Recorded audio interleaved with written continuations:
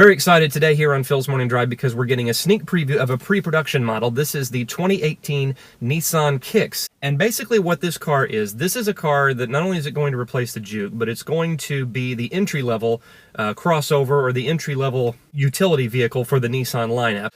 It officially goes on sale June of 2018, so we're giving you a little bit of a sneak preview. We're going to talk about the features. They didn't let me drive it yet because it is a pre-production model, but I do have a list of the features, the options, and what it's going to cost.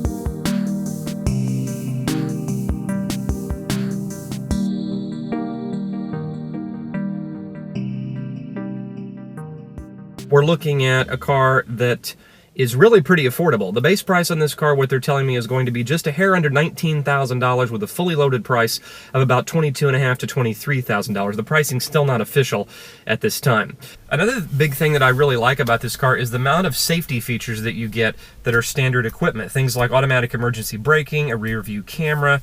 You have driver's side knee airbags, which is very interesting for a car in this price range. You also have available to you, you can opt for blind spot monitoring, rear cross traffic alert, and the around view camera system, which this car has. This car has pretty much every single option that you can get. You've got nice USB ports down here, heated seats, as I mentioned.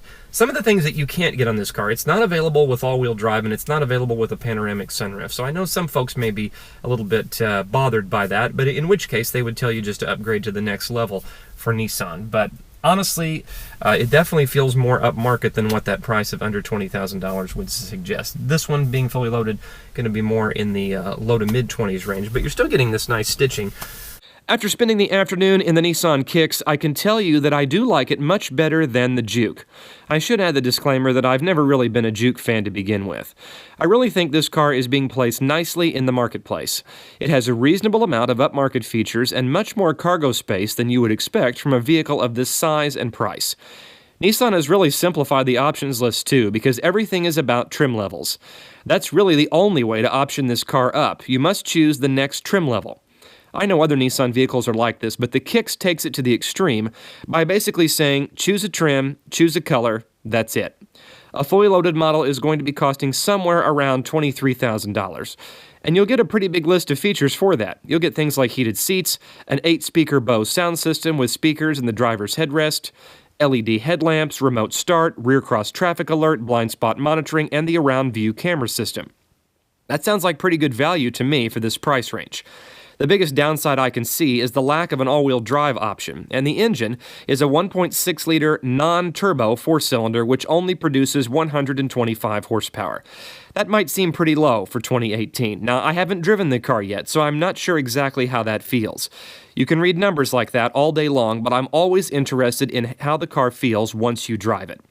I've seen a lot of complaints online about the front-wheel drive only option, but I left my time with the Kicks wondering how much that really does matter to its potential customers. The Kicks customer might care more about those standard safety features or things like heated seats and Apple CarPlay.